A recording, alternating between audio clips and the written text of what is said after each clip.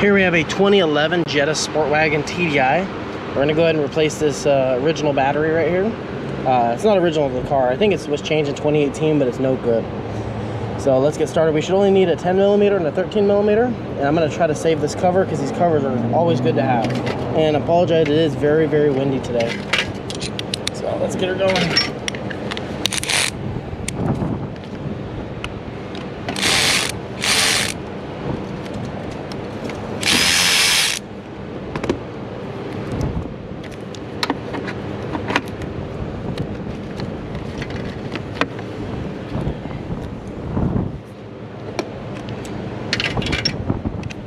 Then there's a 13 deep down over here.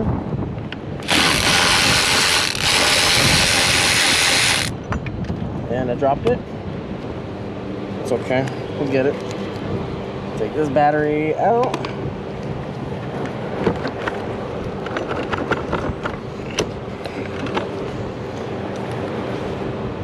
That covers.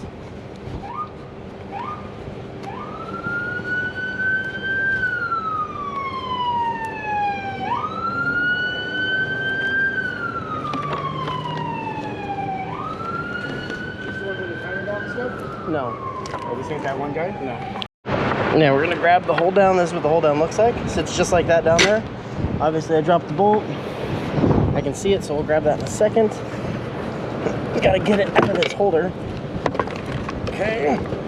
This one says actually 3 of 12. Huh.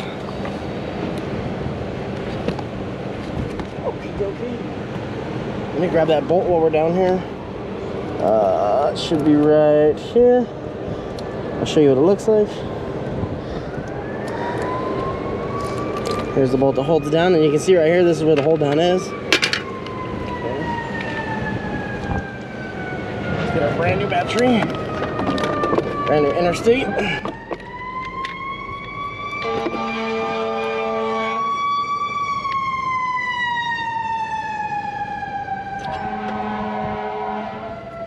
So what I'm gonna elect to do, I'm gonna bolt the battery down first. Like I said, it goes down just like this. And then we'll put the cover on after.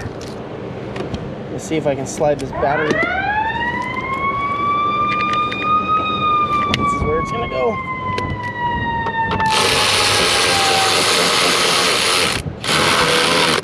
Okay, it's all nice and tight. Battery not going nowhere now. Now we're gonna try to put this cover back on. It's always good to save these covers.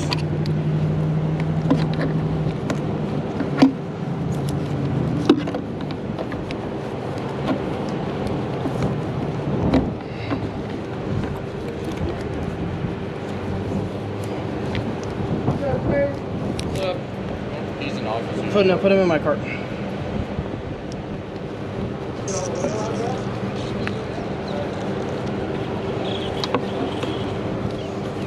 This thing's being a little bit of a pain in the butt. Get the back down.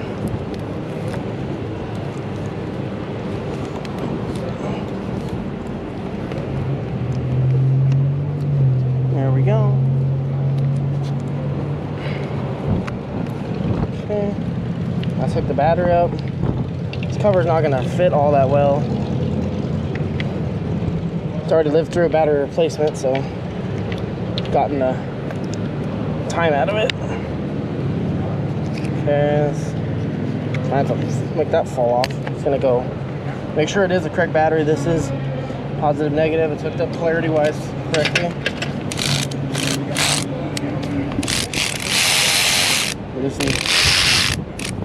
Gonna give us a little love tap. Gentle on the battery. Okay. Tighten it up. Okay. It's got two different layers. It looks like one half maybe charcoal and the other half might be corrode. I think that's all. Okay, there we go. That's done. Now we're gonna go program this battery. I'm gonna show you how I do it. So we got it running after replacing the battery. Now you want to reset the clock. Obviously it's up at the top. I know the screen's flashing, it's just a refresh rate. You push this button over here to the left of the cluster, and then you use this button to set the time for the hours, and then you click this button again to go to the minutes, and then you click set and it's done. And then also make sure on the radio, because it'll tell you PM or AM, make sure it's correct. That's obviously the time right now. And then all these other lights on the dash are typical. The steering wheel is typical, the traction control, the TPMS, those 3 lights will go off once you drive it for like a minute or 30 seconds. So I've attempted to look for the way to reset the battery. It appears this vehicle is not equipped with that, because it shouldn't be long adaptation. It should be a channel something 10, I think, right there. This car doesn't have you go long adaptation. There's no option to reset the battery. So there's nothing for this car that I can do by resetting the battery. I went into advanced data, and there's no channel 61 for battery regulation. And I just want to make sure that when we install this battery, the customer's going to be good. But as far as I can tell right here, I mean, we even go into like advanced this, and you can type in battery. It just got battery regulation. That's all it has. There's nothing specific to like a BMS monitoring system, like state of charge and that kind of stuff, like I've seen on the other ones. So apparently the 2011 TDI Sportwagon Jetta does not require it. So and also I had to run home real quick, grab the VCDS to try this, just to make sure that we're good. That's why the Snap-on was having start time, because it's not equipped to do this. I drove it right down the street, all the lights went off. So this is exactly where it needs to be. You see, daytime running light goes off when you pull on the parking brake. Brake pedal goes off. Seatbelt, I don't have my seatbelt on right now. The other thing too, you want to make sure, reset the windows. The auto up, the one touch, make sure that's all reset. But that's how you install the battery and waste your time trying to reprogram this. So apparently 2011 doesn't. I would make sure that it doesn't need it. I'm not sure which ones do, which ones don't.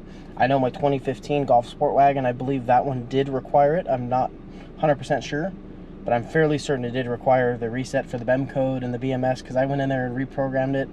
Not reprogrammed, but I reset the coding because I put a larger battery than what came in factory, because I had a little tiny dinky battery, and I put the same size battery that this car has in it in that car, and it fit perfect, just to get rid of the cranking issues I had. But just make sure they don't require it, because it is necessary, because then it teaches the computer that, or the BMS, that it can actually, it's charging with the full battery now. It's not wasting time. But thanks for watching. Like and comment down below, and please subscribe. Thank you.